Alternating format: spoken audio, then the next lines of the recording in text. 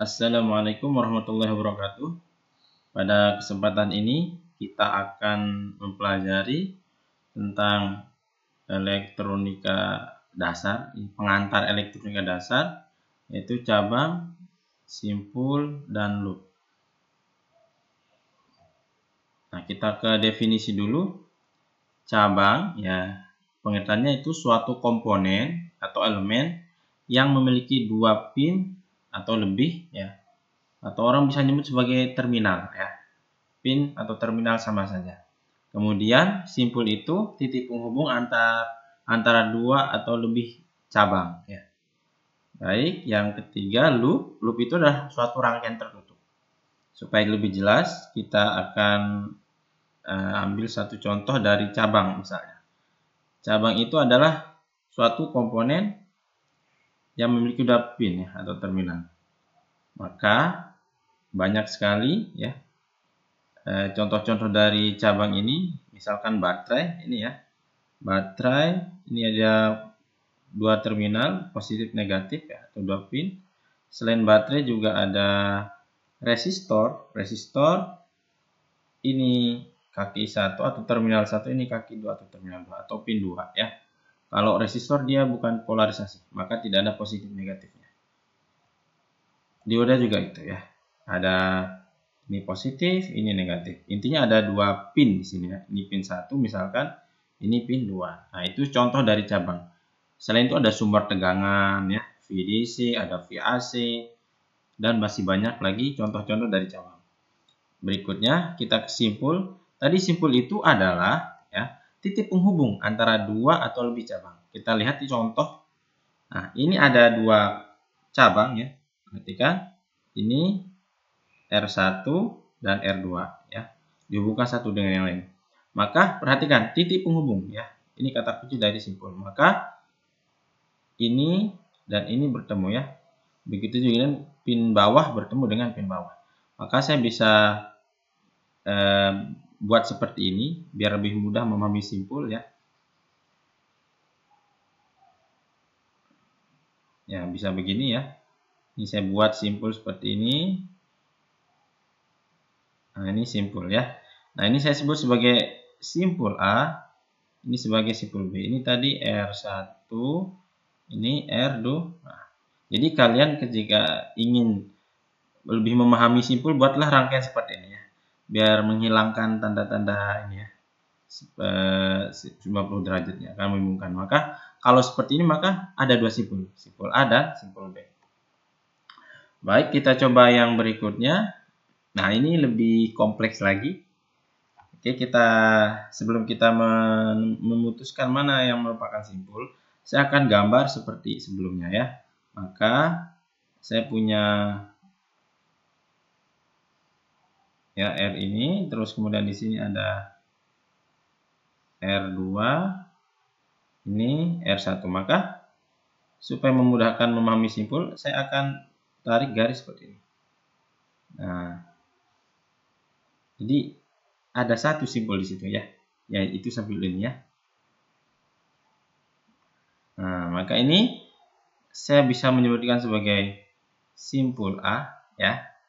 Oh, ini juga sama, ya. Ternyata kita perhatikan kakinya bertemu, tiga kaki dari ujung bawah ini. Nah, ini ketemu, ya. Nah, ini juga saya sebut sebagai simpul B, ya. Jadi sangat mudah memahami mana itu simpul, ya. Kalau kalian bingung, buat rangkaian seperti ini, ya. Ini R1, ini R2, R3, R4, ya. Maka simpulnya ada, ada satu lagi, ya. Kita perhatikan ini, ya, ini menghubungkan dua komponen, ya. Berarti di sini, ya, ini saya sebut sebagai simpul C, ya. Berarti ada tiga simpul, simpul A, simpul B, dan simpul C. Ya, kira-kira seperti itu. Jadi sangat membantu, ya, jika kita menggambar seperti ini, ya. Silahkan dicoba di rumah. Kemudian loop. Nah, loop ini adalah suatu rangkaian tertutup. Apa sih yang dimaksud dengan rangkaian tertutup? Nah, ini saya punya sumber tegangan DC R. Nah, ini terhubung semua. ada satu lagi begini. Ya, maka kasus yang pertama ini adalah rangkaian tertutup ya. Lihat, dia tertutup semua. Maka jika kita memiliki rangkaian tertutup seperti ini, maka kita bisa membuat loopnya ada di situ ya. Untuk misalkan kita bisa membuat loop. Nah, ini misalkan ya. Ini loopnya ya, misal loop 1 gitu ya. Tapi bagaimana dengan ini? Ini ada celah di sini ya. Ini ada celah, maka disebut sebagai rangkaian lawannya tertutup, yaitu rangkaian terbuka. Maka ketika kita mendapatkan kasus yang seperti ini, kita tidak bisa menerapkan loop ya. Artinya kita tidak bisa nanti menerapkan KVL untuk kasus Kirchhoff ya. Baik, kita lanjutkan. Nah, kita langsung soal supaya mudah. Soalnya tentukan cabang, simpul, dan loop dari rangkaian berikut. Ini saya punya contoh, ada VDC, ada R1, R2, sampai R5 ya. Maka kita harus ya, supaya lebih mudah, saya akan menggambar ulang ya. Jadi ada VDC ya. Kira-kira di sini. Terus ada ada R4 di situ ya. Nah, terus di sini ada R3. Nah, ini ada simpul ya.